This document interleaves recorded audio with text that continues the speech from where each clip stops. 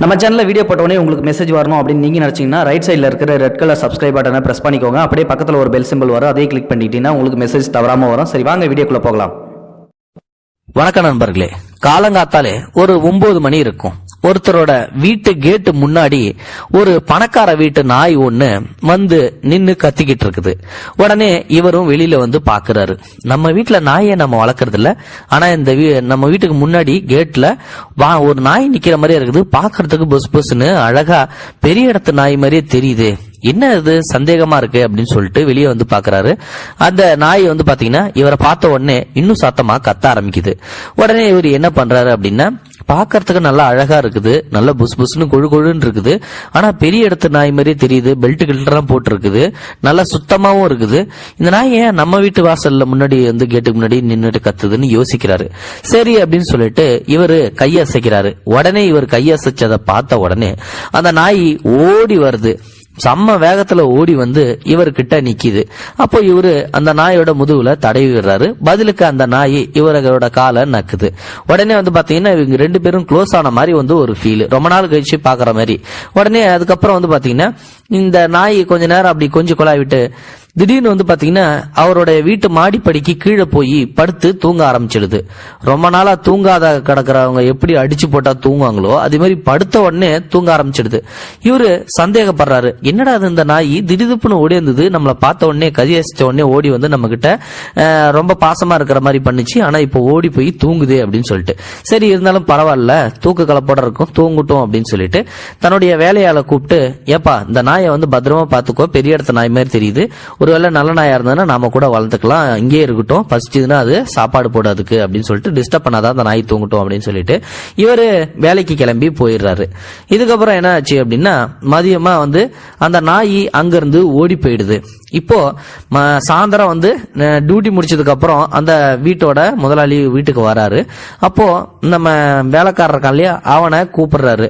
அவனை கூப்பிட்டு, இந்த நாய் இங்க இருந்தது, இப்போ வந்து பாக்குறேன் காணோம், எங்க போச்சு அப்படின்னு சொல்லி வந்து கேக்குறாரு. ஐயா, அந்த நாய் வந்து மதியானமே இங்க இருந்து ஏஞ்சி ஓடி போயிடுச்சியா அப்படின்னு சொல்லி வந்து அவனும் சொல்றான்.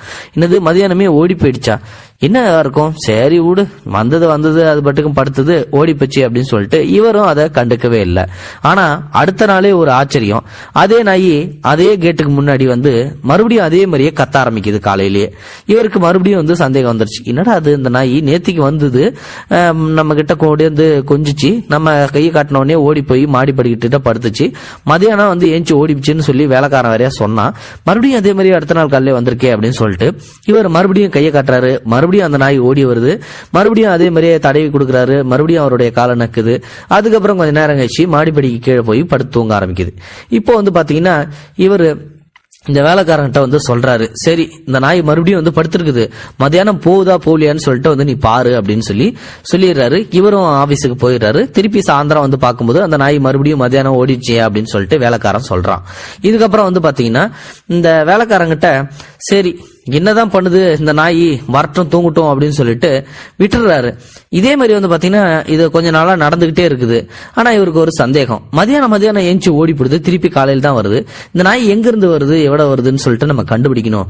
அதனால நம்ம வேலைக்காரன்ட்ட சொல்லி அதை ஃபாலோ பண்ண சொல்லணும்னு சொல்லிட்டு, இங்க வாப்பா, இந்த நாய் மதியானம் ஓடி போடுதுல, இந்த நாயை நீ பின்தொடர்ந்து போ, இதோட நாய் வந்து நாயோட ஓனர் யாரு, எங்க இருந்து வருது, ஏன் வருதுன்னு சொல்லிட்டு நம்ம கண்டுபிடிக்கணும், அதனால நீ பின்தொடர்ந்து போ அப்படின்னு சொல்லிட்டு இவரு சொல்லிடுறாரு. இப்போ மதியானம் வந்து நேரம் வந்துருச்சு. அந்த வேலையாளு உஷாரா காத்துக்கிட்டு இருக்கான். அந்த நாய் ஏஞ்சி ஓட ஆரம்பிக்குது. ஆனா அந்த நாய் ஓடுற ஓட்டத்துக்கு இந்த வேலையாளால வந்து ஓட முடியல. இடையில வந்து பாத்தீங்கன்னா அந்த நாய் குறுக்க பூந்து அப்படி இப்படின்னு சொல்லிட்டு எஸ்கேப் ஆயிடுது. இப்போ சாயந்தரம் அந்த முதலாளி வராரு. என்னப்பா நாய் ஓடுன இடத்த கண்டுபிடிச்சியா, யாரோட நாயின்னு சொல்லி உனக்கு தெரியுமா அப்படின்னு சொல்லி கேக்குறாரு. அதுக்கு அவன் என்ன சொல்றான், ஐயா மதியானம் வந்து அந்த நாய் ஓட ஆரம்பிச்சது, ஆனா எங்க ஓடிச்சுன்னு என்னாலே கண்டுபிடிக்க முடியல, பயங்கர வேகமா ஓடிச்சே, நல்லா கண்டுபிடிக்க முடியல அப்படின்றான். சரி இப்ப என்னதான் பண்றது, நம்மளாலையும் ஓடி கண்டுபிடிக்க முடியாது, மத்தியான டைம்ல ஆபீஸ் வேலையை விட்டுட்டு இந்த நாயை பத்தின டீடைல்ஸ் எல்லாம் நம்ம தெரிஞ்சுக்க தேவையில்லை.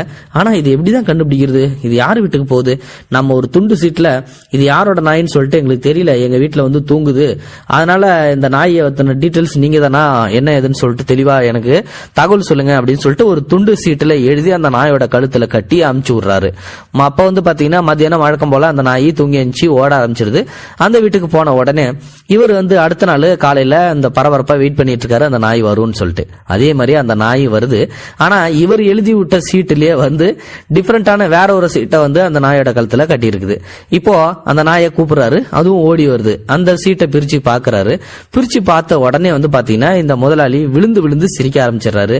இதை பார்த்த உடனே வேலையாளு வந்து பாத்தீங்கன்னா என்ன முதலாளி பயங்கரமா விழுந்து விழுந்து சிரிக்கிறாரு, அப்படி அந்த என்னதான் எழுதியிருக்கு அப்படின்னு சொல்லிட்டு இவருக்கு தெரிஞ்சு அவனுமே ஐயா ஏன் இவ்வளவு விழுந்து விழுந்து சிரிக்கிறீங்க, என்னதான் எழுதியிருக்கு அப்படின்னு சொல்லி அவன் கேட்கறான். அதுக்கு இந்த முதலாளி என்ன சொல்றாரு அப்படின்னா, அதுல வந்து இதுதான் வந்து எழுதியிருந்தது, அன்புடையீர் வணக்கம், நான் வந்து இந்த நாயோடைய ஓனர்.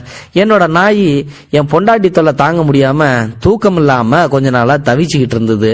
இந்த நாய் தினம் தினம் காலைல ஏஞ்சி போயிடுது, வரும்போது நல்லா ஃப்ரெஷ்ஷா வருது, எங்கேயோ தூங்கிட்டு வருதுன்னு சொல்லிட்டு எனக்கு நல்லா தெரியுது. ஆனா அது உங்க வீட்டுலன்னு சொல்லிட்டு இப்பதான் எனக்கு புரியுது.